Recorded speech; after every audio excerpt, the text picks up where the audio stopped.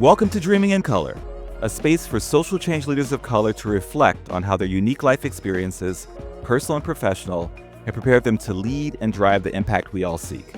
I'm your host, Darren Isom. This season, we're traveling to the continent to highlight African leaders and the continent's role as a key driver of global innovation and leadership.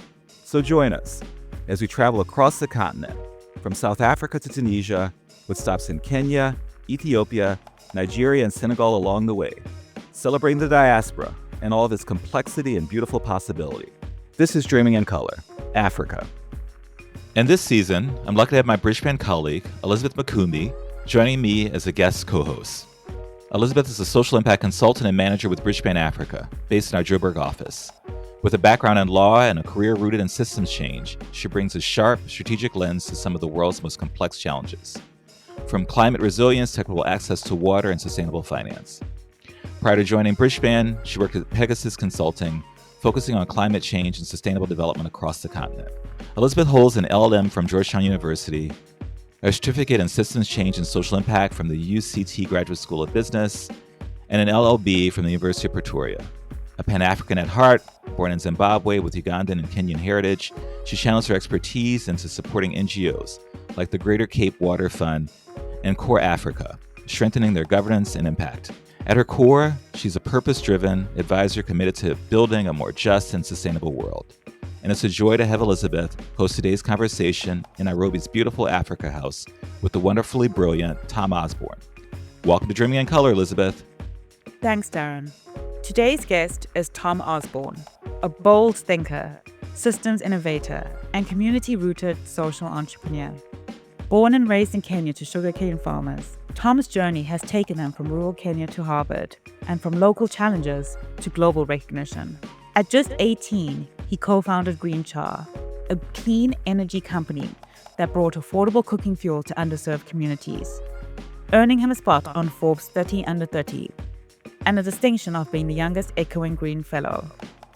Today, Tom is founder and CEO of Shamira Institute, Africa's largest youth mental health provider. Using evidence-based, culturally grounded approaches to mental health, his work bridges global research and local knowledge, reaching over 100,000 young people across Africa with care that is accessible, affordable, and deeply resonant.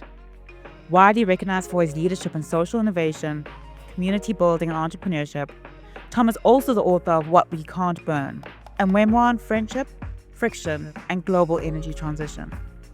Please join me in welcoming the wonderful Tom Osborn to this episode of Dreaming in Color. Hi, Tom. Hey, how are you doing? I'm doing very well. How are you? I'm great. Just excited for this conversation. Excellent. And we would love to start this conversation with an invocation.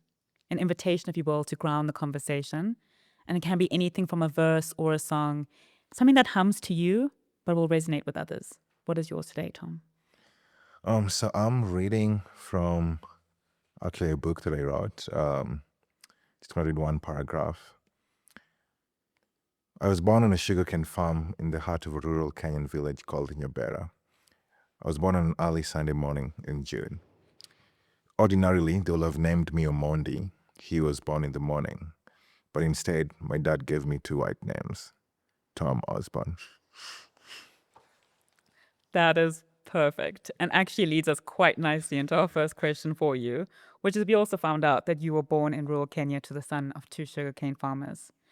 And for many, where you grew up, how you were raised, and our family and community really often lay the foundation of our values. So Tom, tell us a bit about how your upbringing shaped your worldview and what some of the core principles or lessons you learned growing up continue to guide and shape your work today. Yeah, so I have three siblings. We are all 4 years apart from each other because our parents didn't want to pay for college fees for more than one person at the same time. I get that.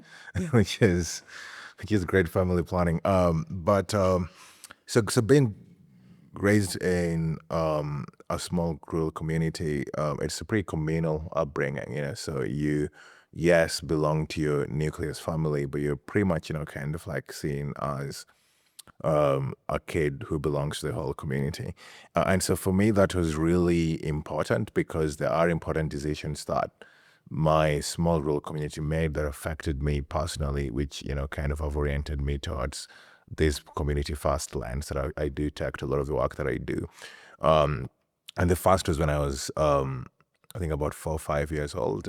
They realized that we had one school and village, and they realized like that school wasn't going to be good enough to match my academic aspirations, and so they did call it an Harambe, but it's just basically like fundraising as a village. And I was moved into staying initially briefly with my uncle, who was a teacher in a small town nearby, to, kind of like get, kind of a better education outside of, kind of what is available in the village.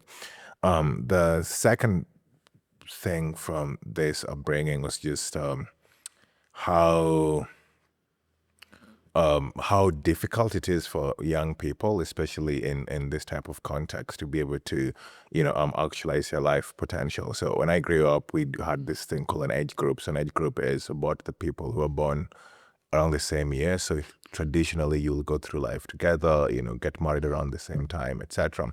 But in my age group, there were about 12 of us, and only 2 of us will go through to high school, and I'll be the only one who, kind of will graduate from college.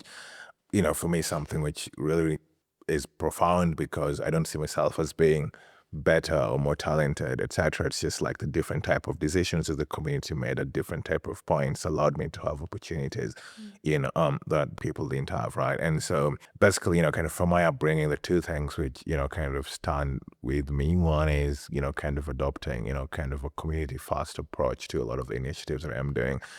Just this idea of agency and trying to expand the pool of opportunities that people have access to, so that they can, be agents who can actualize their life dreams and potential, however defined. I love that. And one of the through lines for our discussions today will be that around that community first. But before we jump into that, just sticking a bit with the broader scheme about, you often talk about social issues, and which can often be said as being quite broad and abstract. But I really appreciate how you've been able to anchor it in your lived human experiences. And showing something as vast and systemic as climate change can actually have an immediate and personal impact on individual lives. So, just branching off from what you've said, what experiences in your own life first revealed that connection between the personal and systemic to you?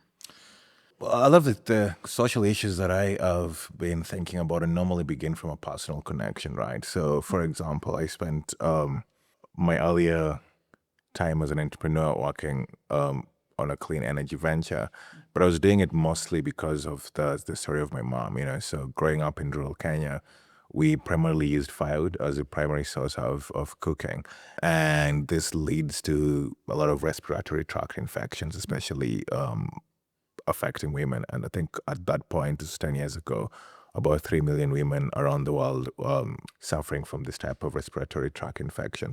So my mom was one of them. So when I was in high school, she had this really bad like respiratory tract illnesses, and I felt that I needed to do something to solve that problem, kind of for her initially, and then more broadly for the other women.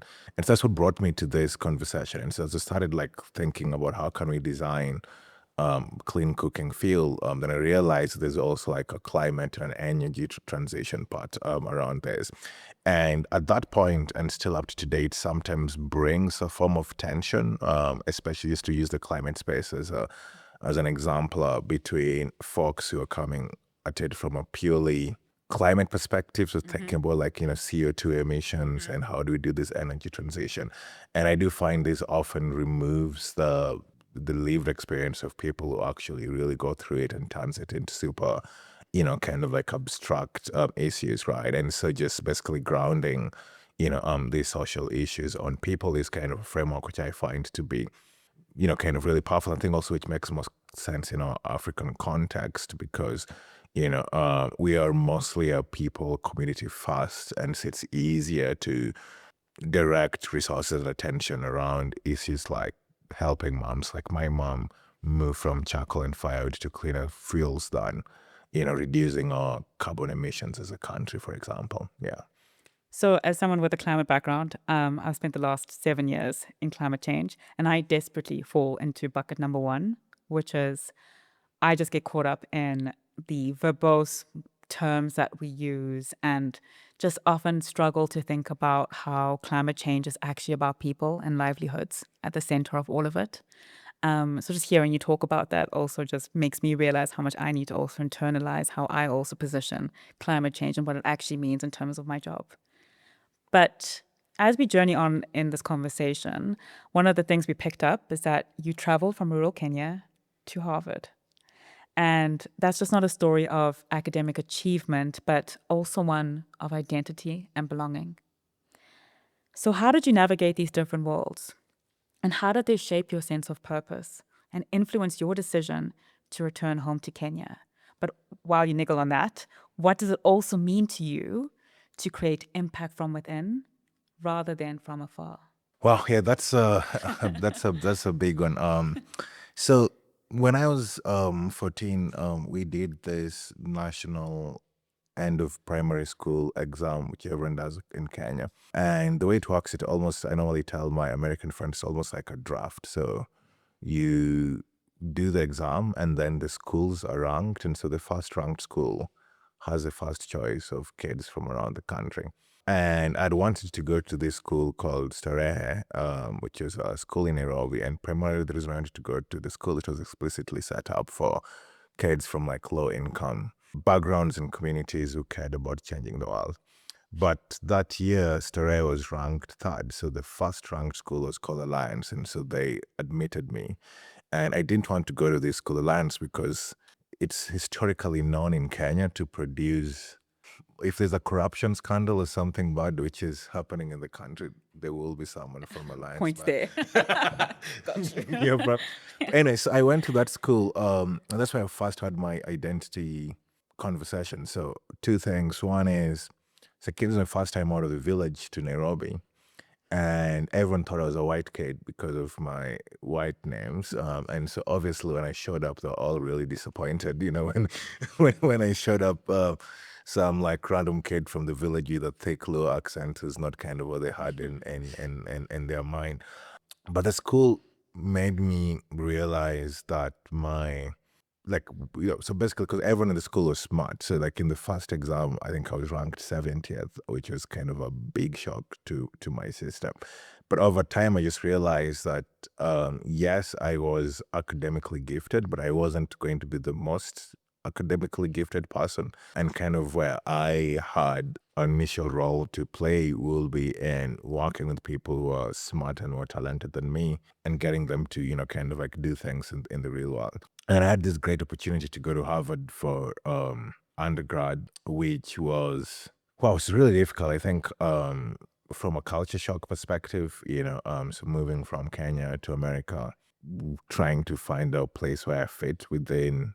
So for example, it's the first time I think about race, Yeah. being a Kenyan, you never really think about race. Then I was in the US, now I have to think about race. And then also realizing within like the Black community, there's also like segments and inter-politics between this, kind of like different segments, right? And starting to figure out like what is my post-college pathway. And I always knew I was going to come back to Kenya, but it was reinforced by every time I came back home. The way I explain it to folks here is, if you're going to CBD Nairobi, most likely you're not going to get robbed, but you have a sixth sense that you're going to get robbed. So you're just walking and navigating it very tensely. Okay. And that's how I felt being a Black man in America, right? Wow. Like something is not going to, most likely won't happen. Yeah. But there's like this sixth sense which makes it, kind of just a really tense experience. And so that just really confirmed to me that I had to, kind of like move back to Kenya. I think this hopefully also encourages other people, because I think we do have a lot of great, talented folks who leave the continent, go to Europe and the US for school, but just never come back. And I think that's, one of the reasons why we end up with poor, ineffective leadership is most people, just choose not to come back, right? And so given, all of these things that I was mentioning earlier also about community, I knew that I had to come back and try to be part of the solution here. Got it. And Similar to you, I was also studying in the US. I was in a chocolate city or Washington, D.C. So I didn't get that sense of fear, I will say. That wasn't you. But I did have a sense of that I didn't belong at some times. And it was really interesting because I loved DC. It's just this cosmopolitan transitional city where honestly it felt like I could be anything. But there still was a stage where I knew that whatever I became, home was still where I needed to go back to. And it kind of just drew me back and pulled me through. So really, really interesting. And also, I think there's also one of those things that points at when we were kids, like everyone wanted to go to US and Europe because of the great PR that it had. But the truth is when you get there, exactly everything you're talking about, there are more social issues there. There are things that they're also grappling with that that just make it even more important for us to come home, to be honest. And so I want to go back to something else you mentioned around your clean energy with green char. Is that how you pronounce it? Yeah. Perfect. So when I read about it, it was fascinating that you're just kind of working the intersection of deforestation and waste to energy. And your story about your mom just also brought it to life in such a beautiful way. But then we note that you shift your focus from that to mental health with founding Shamiri, which we understand means to thrive in Kiswahili. These are two very different yet deeply impactful stories. So what inspired that pivot? And what did you see in Kenya's mental health landscape for young people that made you feel compelled to build something so novel and so new? Yeah, so there's three reasons why I decided to make this pivot. So the first, which is generally a tension we have in the quote unquote international development space, is we have to make this trade-off between, on the one hand, like innovation and accessibility, right? So I was at Greencha. Basically what we were doing is we were turning sugarcane waste into clean and burning charcoal. But the solution to clean cooking is not clean and burning charcoal, right? Like from an innovation perspective, there are way more, kind of efficient tools and systems out there. But the consequences, because we are quote unquote innovating for the bottom of the pyramid, we often, kind of like find ourselves making poorer version of products that wouldn't fly in any other demographic for the quote unquote bottom of the pyramid. And so that, from an intellectual perspective, was something which I didn't really like about the work that we were doing. The second is more from a personal, kind of perspective. What ended up happening with Green Show is it mostly a supply chain and operation play, because the margins are so small, and so all the innovation is how do you reduce cost and kind of increase output. Which I realized I didn't have. I was 19, 20, 21, and I was running in trials. So I just didn't have the skill set, kind of like to want to do that.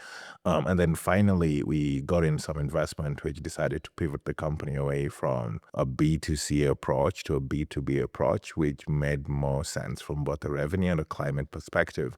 But as I mentioned to begin with, I had come in this because of my mom and because of the people. And so I think when that shift, kind of arrived, which made a lot of business sense, I think it just made sense for me to transition out of it.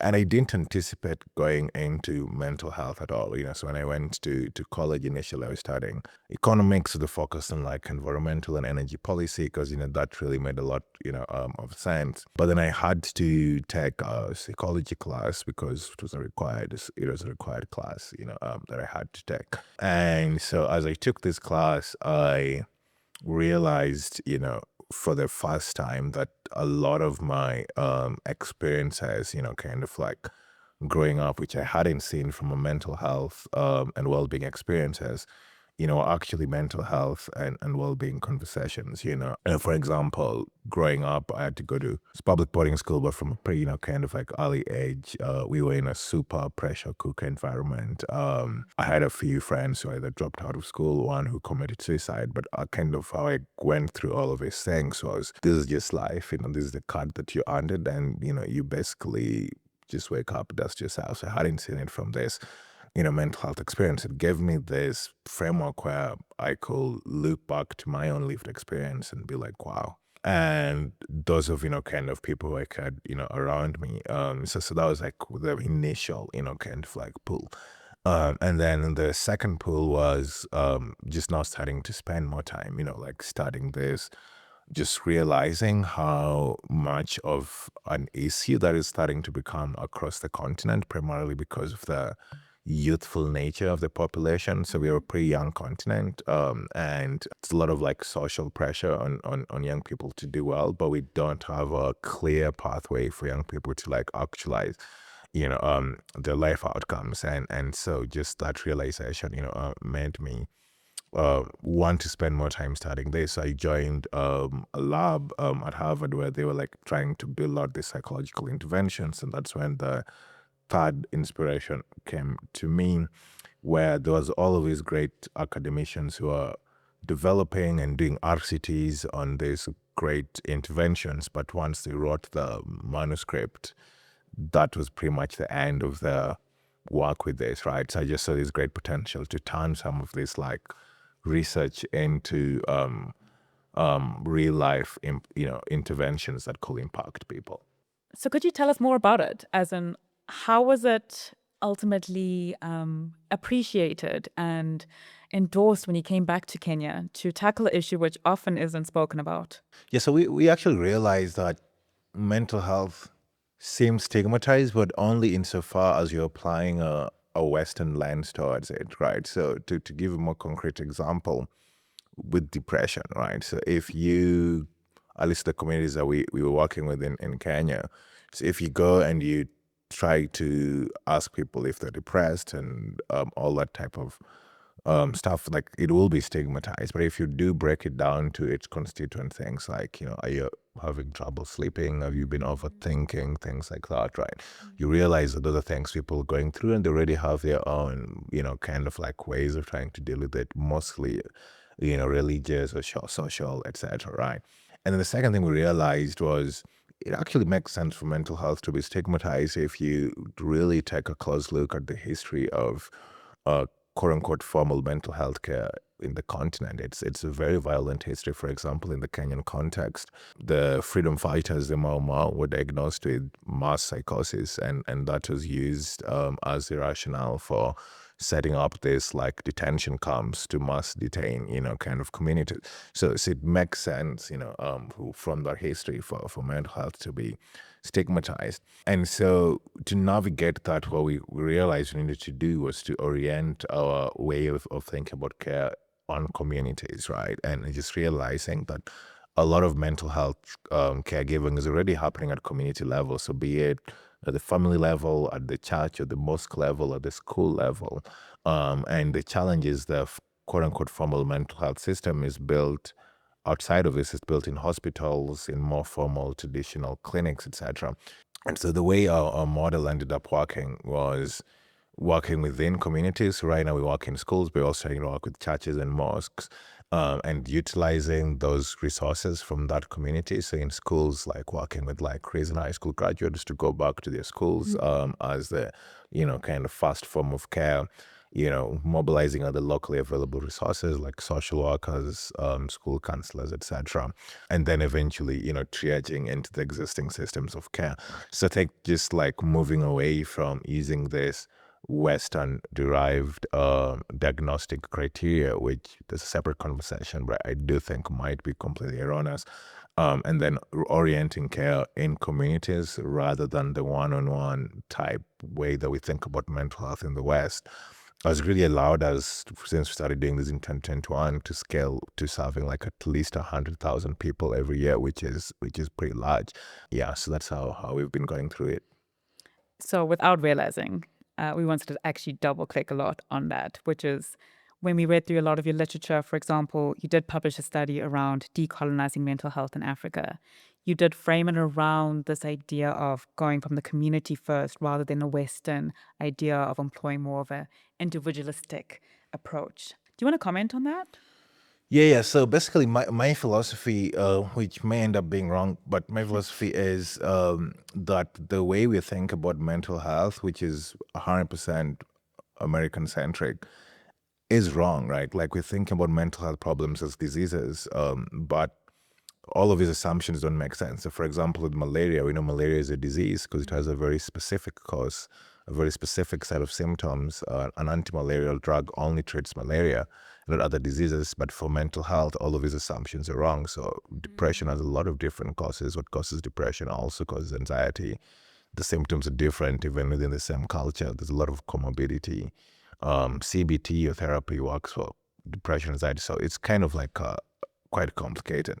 But now the challenge that we've had is we have quote unquote exported the American gold standard approach around the world, and that I think contributes to not just the stigma but also just like the outcomes for most people who go through this therapies is pretty bad. I think it's just only slightly better than chance. So what we are calling for is a new way of thinking about mental health, which also appreciates and accepts that very violent colonial history of mental health and its introduction, across African countries. Apart from just like communities, one thing we are calling from is also moving away from a full emphasis on this formal diagnosis, which we think, yes, they're reliable, but they may not be valid diagnoses on themselves, and moving more to thinking about care from like a symptom level and also like a recovery / functioning level rather than a formal diagnosis and the treatment of that diagnosis. And we think that can allow us to think about what mental health is in Africa for Africans, but also requires us to be slightly brave to be able to like stand up and be like, we think the West has gotten it wrong, and rather than trying to replicate this, we're going to try and build something from scratch. And that's how we also need to publish these studies, because unfortunately that's the only way you get credibility is you have to publish studies and do all of these RCTs. Yeah, exactly. And I mean, I deeply appreciate the localized approach. And one of the things I alluded to when we started this conversation was around the through line of community first. I just want to delve in a bit deeper there around what first inspired you to take this community-centered approach, or community first as you have coined it. And what have you learned about how healing works when it happens collectively? Wow, yeah, that's a great question. So I've always believed that those closest to the problem are close to the solution, and problems are normally not siloed, right? So if you are, for example, struggling with a mental health problem, it affects your partner, your family, your ability to kind of like navigate school, for example, if you're a student, right?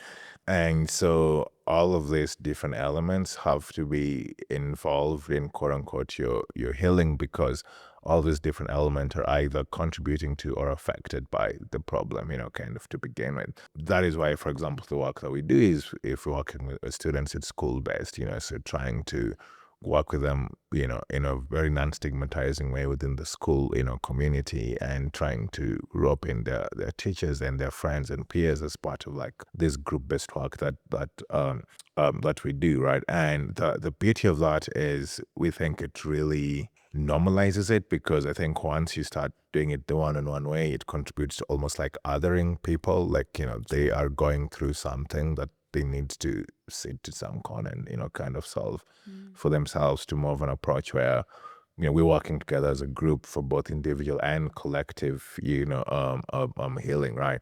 So that's the inspiration behind this community first approach. Is you just basically need to realize that we are not kind of silos, and all of these issues we are facing, be it mental health or climate, etc., affects us both individually and collectively. And then how can you tap into the power of like community to basically like solve for that? So I forgot the second part of the question. I think you answered it, but at the same time, maybe I will push you on it, which is, what have you learned about how healing has worked, and maybe anything else that comes to mind around it? So the one thing which has surprised us is just so when we got into this work, at least on the mental health side, like we thought that, okay, this was really stigmatized, like kids in schools were not going to sign up for this, right? But on average, you have about like an 80% like sign up rate in secondary schools, which has been quite surprising. And so I think for me, maybe the thing which I've learned is people are actually excited about sociability and community, and maybe are more increasingly seeking it today. And so it's just something great to think about tapping into. I agree. And it also really leans into the work that we do, which is around something I'm working with is around community-driven change, where we are thinking a bit more around exactly what you said, that communities know the problems that they're facing and actually probably even know the solutions to it. It is not for funders to come in and say it, but to support it instead. And so it's not just about giving philanthropy and leaving, but actually thinking about how do you work with the communities to really solution based and actually ensure that you have enduring, lasting impact because they are part of the architecture of building the ultimate really solution to sometimes something really wicked problems. So deeply, deeply resonated with that. And it's something that we're also hoping to mainstream a bit more. But in terms of our next question, so you've spoken a bit about how mental health is a space that allows for deep innovation. Because when we really think about it, no country or healthcare system has really figured out a solution to the universal challenges of mental health care, which is what you've said, right? In terms of you can't just adopt what's already been used. It probably does need a bit more depth and localization. But you've also been able to achieve a significant scale and impact with Shamari in a very Short time, very short time. So thank you for acknowledging that. yeah. But what are some of those strategies that have enabled you to reach so many young people and build trust within your community? Yeah, that's a really good question. So when we think about the work we do, and you'd love this because consultants love frameworks. I love a framework. Yeah. So we are guided by what you call the four enoughs framework. Tell me more. As we're trying to replicate, right? And so the first of them is just this idea of is our model good enough, right? So like, is it actually leading to like consequential impact in the lives of the people, kind of that matter. And here, there are two things to put in place. So the first is from like a research and rigor perspective, you do need like a higher confidence level in using like a 95 or 99% confidence interval that, you're reducing the rates of like depression or anxiety amongst like the population that you're working with. But then on the other side, from the student and the parent and the school perspective, what they care really more about, we've realized what good enough is for them is, just better social relationships, maybe better academic grades, better strengthening like the parent-student, kind of relationship. So figuring out what these indices are has been pretty good way for us to scale up, because then we can set up, kind of like a benchmark and be like, okay, we may not be able to lead for all of the 100,000 people we're working with lead to like significant reductions in depression, but if we're helping them, succeed in school, build better social relationships, then we think that is good enough for us to continue. The second part, which has actually really helped us figure out how to scale much quickly is this idea of big enough, but here it's mostly about figuring out the constraints about where our model can't work and optimizing for where our model can work best, right? So in theory, we can work across all secondary schools in Kenya, but in practice, we found it easier to work in Nairobi and Kiambu because, it's more urban, it's easier to recruit and train people. And so we started just by like being like, can we reach saturation in schools in Nairobi and Kiambu County before, kind of moving to others. And then the last two are this idea of simple enough. So we don't do our model on our own. We work also with like small community-based partner organizations. And so we actually do think of them as our actual client, right? So basically, how do we make our model simple enough for them to be able to like replicate, on their own with minimal, kind of like supervision? Because actually that's really helped us scale quite quickly, is basically just packaging those, training other small organizations and having them work within their communities. And then eventually the last one is the idea of cheap enough. So just making sure that because someone eventually has to pay for it, right? And that's a constraint we have to like innovate around and just, so our cost right now is about $7 per person per year, which is pretty cheap, but that's what we think either the government or the parents or philanthropy can pay for. Great. And I think anyone who's listened to this podcast will know that we love an analogy about food. And so you've given us all these ingredients that we can make something really great out of. But I would love to know from you, which of the elements do you believe could make for a blueprint that we can use beyond Kenya and really is trans-seasonal and transcendent in terms of how we can really deeply innovate in the mental health space going forward? Um, well, that's a tough question. You can name like the two that you think if your listener was listening to, they would need to know these two things as they go forward. So in the mental health space, the first thing I'd say is not being 100% like bought on what the quote unquote gold standard is, and being willing to think outside of those confines, right? So just because we have a formal diagnosis for depression, anxiety, and all of these things, and we have a formal way of thinking about how to treat it because of this diagnosis, doesn't mean we always have to adopt our approach, right? If we can orient ourselves, and because these are not issues which are new, right? Before the Americans came up with the DSM and classified as depression, like communities were dealing with these issues and had their own healing practices around these issues, right?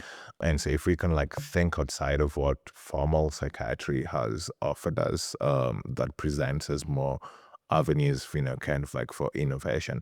And then the second is thinking about recovery from the standpoint of the end user. Because one of the challenges we faced when we started this work is we'd go to a parent and we'd be like, we measured depression pre-post and your kid had a 30% reduction. And they'd be like, what the hell does that What does that mean? what the hell does that, kind of like mean, right? Sure. But when we started thinking about it from like the perspective of things which made sense for them, so your kid is in school for more days, right? Or they're seeing some improvement in their academics, or better, kind of social relationships, and so basically orienting how we're thinking about recovery in the ways that make sense for the communities that you're working with, rather than always sticking to this more formal way of, symptom reduction, etc. So translating it back into that lived human experience. Exactly. Yeah. That's really great. And I'm going to ask you to keep your solution hat still on as we move into a different space, which is you've spoken quite candidly about the challenges of building a social enterprise more broadly, particularly as a young person, navigating limited experience, funding, and credibility. So from your journey with Green Char, which you started at 18, which is right? Yeah. Still can't believe it. And then founding Shamari Institute. What are some of the most valuable lessons you've learned about leading and sustaining impact? I think the main thing for me, especially when I was doing this as a young entrepreneur, and one is, yes, I do have a background in psychology, but I'm not an expert, right? So I think the through line in all of these ventures I've started is I am not the domain expert. And I think that has called me to lead with vulnerability and just being like, okay, what I am really bringing to the table here is I can make I can make out patterns, I can mobilize resources, and get people towards vision. But, obviously, like, it will be the field domain experts who will get it done. So basically leading from the perspective that as a leader, I can't always have the answers or lead with like clarity, because we're all, kind of figuring this out. And I think just being very like honest about that, I think has been one really great lesson for me.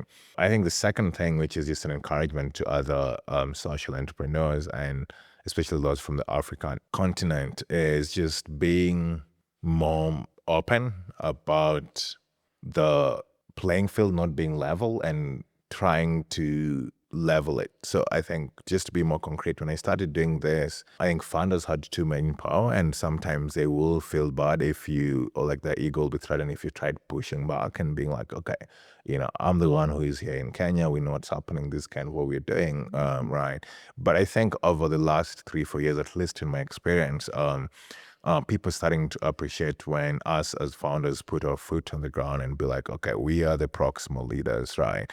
And we're actually giving you this great opportunity to be part of the impact that we're doing, right? And so we need to have the conversation from that capacity as equals. Yes, I need your money, but I'm also giving you this great opportunity, to have impact, which is your job, right? And so basically trying to level that playing ground, because I think especially in the continent, it hasn't been really leveled, and it's still not leveled because most of the money we get is from the West, right? And I think the third one, which is just emerging from all of these recent issues we're facing, is we need to rethink sustainability and we need to rethink the models that we're having towards models that allow us to be able to get and keep money locally. I don't have an exact answer for it, right? But if we can find ways either to innovate and get our target beneficiaries to pay for this, or figure out how to get the government to pay for this, or how to raise, kind of more local money and local resources, I think that begins to win us off this extreme dependent on the West, which I think insofar as we do have that dependence on the West, our ability to innovate will be severely, kind of handicapped. So we do need to find ways of like rethinking sustainability and trying to build models that can be sustainable without Western funding. Tom, I don't know where you were a year ago, but I probably could have heard the speech 1 year ago.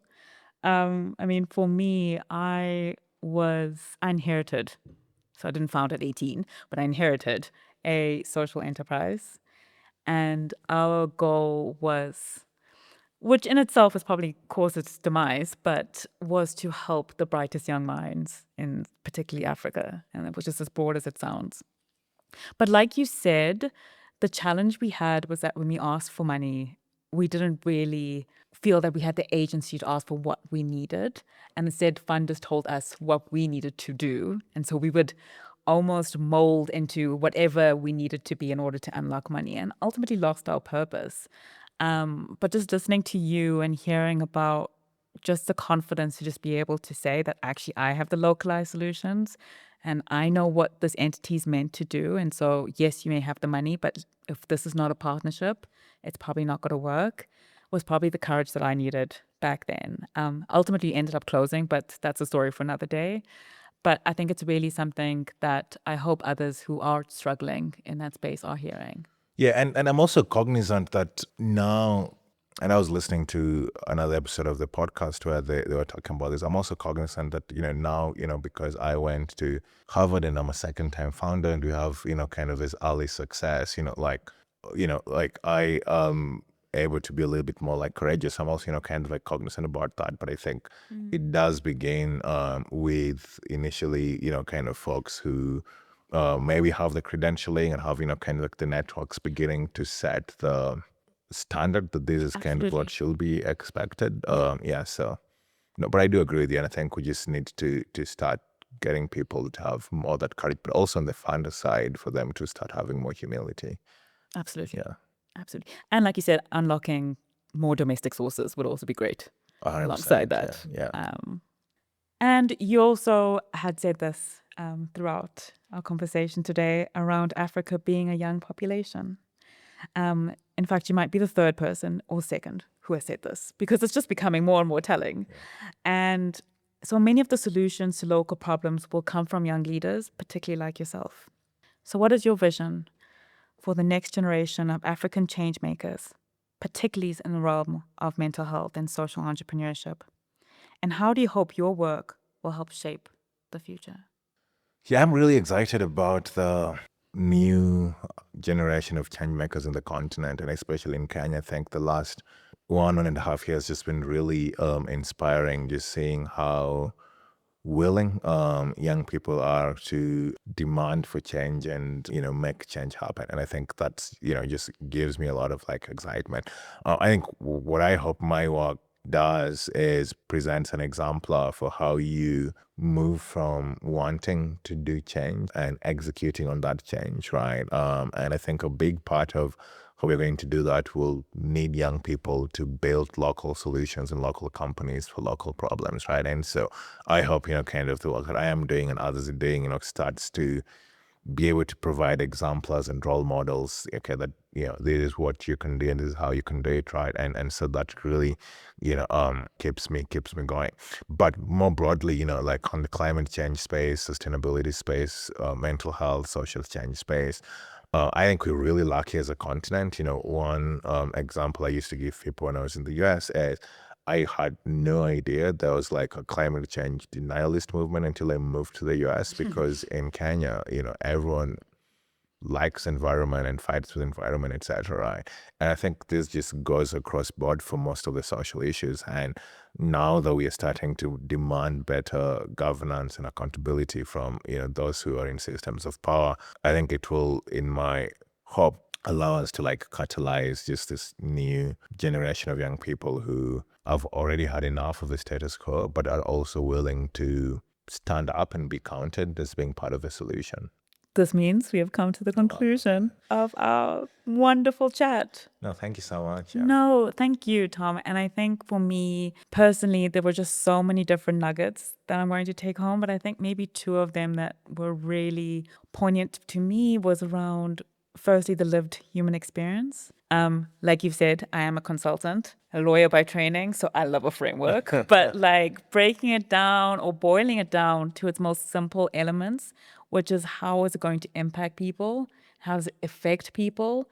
And just really leading more with the heart as opposed to always my mind is something that I'm going to take away from you. But also just be courageous. I think you said it once, but I will not lie to you. I am just brimming with the idea of the fact that I do understand my community and the localized needs of it. And so I can be courageous in saying this is what they need or what we need in order to go forward.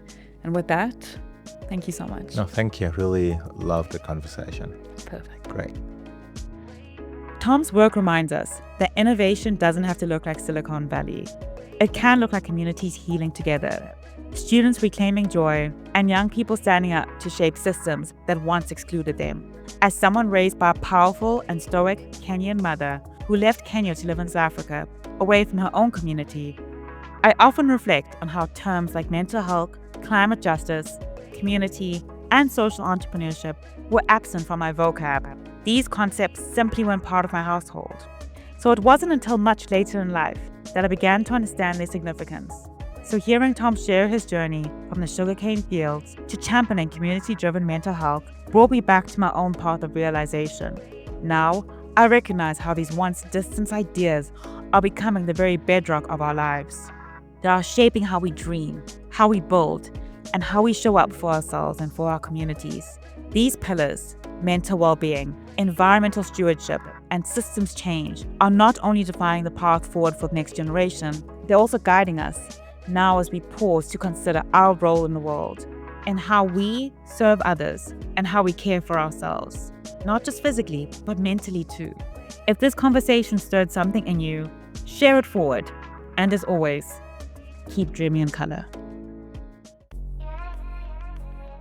Once again, we put some music with the magic, collecting the theme songs from our season's guests and collaborators to create a Spotify playlist for our listeners to enjoy. Find it on Spotify under Dreaming in Color, The Continent. Thanks for listening to Dreaming in Color. A special shout out to all the folks who make the magic happen. From Africa Insight Communications, our wonderful producers, Mzute Piri and Tom Kirkwood, production coordinator Gadik Aremba, audio-visual editor Mamamo Giko, graphic designer Ernest Chikuni, and the amazing production crews on the ground in each country. A huge shout out to my Bridgeband production colleagues, Cora Daniels, my ever-brilliant partner in Good Trouble, and Elizabeth Makumbi, my Joburg-based season co-host. And of course, our fabulous creative director, Ami Diane. What a squad, y'all. Be sure to rate, subscribe, and review wherever you listen to podcasts. Catch you next time.